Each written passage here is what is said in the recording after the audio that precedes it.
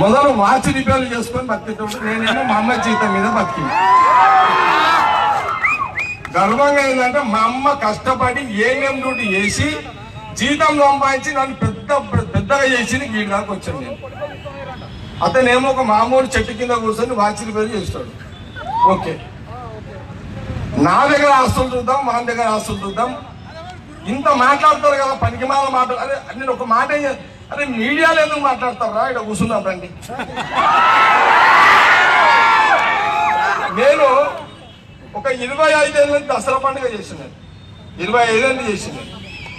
MLA ఓడిపోయిన తెల్లారే దసరా పండుగ స్టేజ్ గుంజేసుకుంటారు. పోలీసు వాళ్ళని అడ్డం పెట్టి గుంజేసేసి పోలీసు వాళ్ళు ఫోన్ చేసి సార్ మీరు ఇన్రోల్ చేసారు కదా, మాకు ప్రెషర్ ఉన్నది రూలింగ్ పార్టీది, నేను దసరా స్టేజ్ మీకు ఇవ్వను అని చెప్పి వాళ్ళు ఇక కొట్లాడేందుకు నేను వదిలేసినప్పుడే.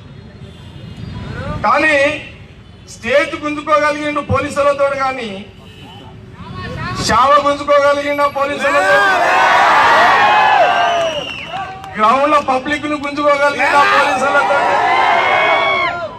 షావ శ్రీరామచంద్రుడు నాకు ఇచ్చిన వరము, నేను షావెమ్మడుకుంటాను, అది దేవుడు ఇచ్చిన వరం నాకు. అది ప్రజలు నా అభిమానులు షావెమ్మడి జగ్గారెడ్డి ఎప్పుడు వస్తాడా అని షావలో గ్రౌండ్ లో చూస్తుంటారు.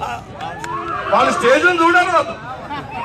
నేనేమంటానంటే కష్టపడి పైకి వచ్చింది, కష్టపడ్డా, పైసలు మిత్తిలోకి తెచ్చిన, రూపాయి 10 రూపాయలు మిత్తికి తెచ్చి రాజకీయం చేసిన అబ్బాయి.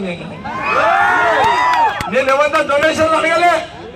జగ్గారెడ్డి ఎప్పుడు చెయ్యించేటోడే కానీ అడుక్కునేటోడు ఎప్పుడు జీవితంలో రాలేదు. నేను అందుకే నేనేమంటానంటే కష్టం అంటే నాకు తెలుసు. కార్యకర్తలారా, సోదరులారా, నేను మీకు అందరు కూడా తెలియజేస్తున్నా.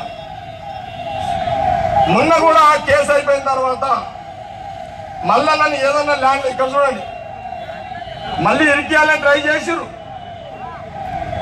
మళ్ళా ట్రై చేస్తున్నారు. కానీ ఏం లేవు. కానీ ఏం చేస్తాము? ఆ మధ్య నాకు రేవంత్ రెడ్డి చెప్పాడు, వాళ్ళ తమ్ముడినంట ఎవరో అమ్మాయితో రేప్ కేసు అని లెటర్ తీసుకొని కేసు బుక్ చేశారు పోలీసులు. అసలు విచిత్రం అనిపించింది వాళ్ళ తమ్ముడు చెప్తే. అసలు పరిస్థితి ఏంటంటే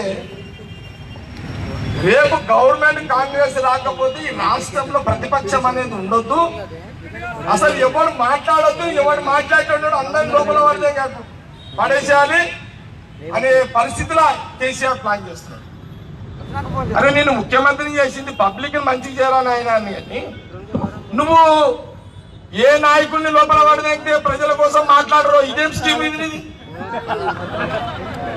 నీది ప్రజల స్కీమ్, ఆపోజిషన్ లీడర్లో వాడిగేది ఒకే స్కీమ్ అనేది. మరి ఎందుకు నేను సీఎం చేసిర్రు? కాబట్టి సోదరులారా, మనకు క్యారెక్టర్ ఉంది,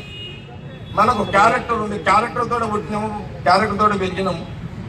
కాబట్టి దయచేసి కార్యకర్తలు అందరూ కసిగా పనిచేయండి, గట్టిగా పనిచేయండి.